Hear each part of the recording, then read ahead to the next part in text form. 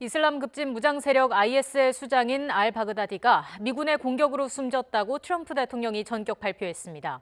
트럼프 대통령으로서는 다목적 포석이 깔린 작전으로 해석됩니다. IS 조직의 향후 행보에도 관심이 쏠립니다. 취재기자 연결합니다. 조수연 기자. 네, 국제부입니다. 네, 트럼프 대통령이 어젯밤 IS 수장의 죽음을 전 세계에 공표했습니다. 이 내용부터 전해주시죠. 네, 트럼프 미국 대통령이 IS 수장 알-바그다디의 사망을 공식 발표했습니다. 미 군견의 추적으로 도망치다 터널 끝에 다다랐고 조끼를 폭발시켜 자폭했다. 마지막 순간을 훌쩍이고 절규하며 보냈다며 그의 최후를 이렇게 전했는데요.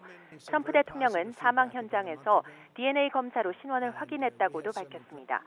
이번 급습으로 알-바그다디의 아이 3명과 부인 2명도 숨진 것으로 전해졌습니다.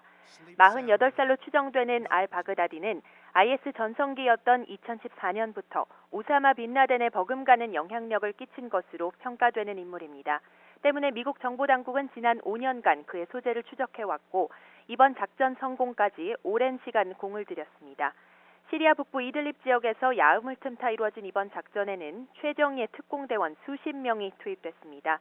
또 이라크와 터키, 시리아, 러시아 등 다양한 조력자들의 정보 제공과 지원이 있었습니다.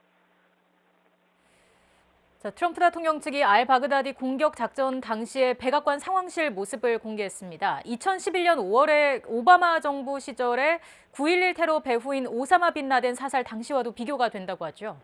그렇습니다. 먼저 트럼프 대통령 측이 공개한 백악관 상황실의 모습을 보면요. 정중앙에 트럼프 대통령을 중심으로 펜스 부통령, 국가안보보좌관, 에스퍼 국방장관 등이 한데 모였습니다. 트럼프 대통령은 물론 핵심 참모진들이 정장이나 군복 차림에 다소 경직된 표정으로 정면 카메라를 응시하는 장면이 담겼습니다. 반면 오사마 빈 라덴 공격 작전 당시 오바마 전 대통령은 군 참모진에게 정중앙 좌석을 나눠주고 클린턴 국무장관 등 외교안보팀이 함께했습니다. 최고 군 통수권자인 대통령이 작전을 지휘하는 군 참모진을 전면에 내세운 겁니다. 대부분 참모진은 간단한 셔츠 차림으로 팔짱을 끼거나 자연스러운 자세를 취한 것도 비교가 됩니다.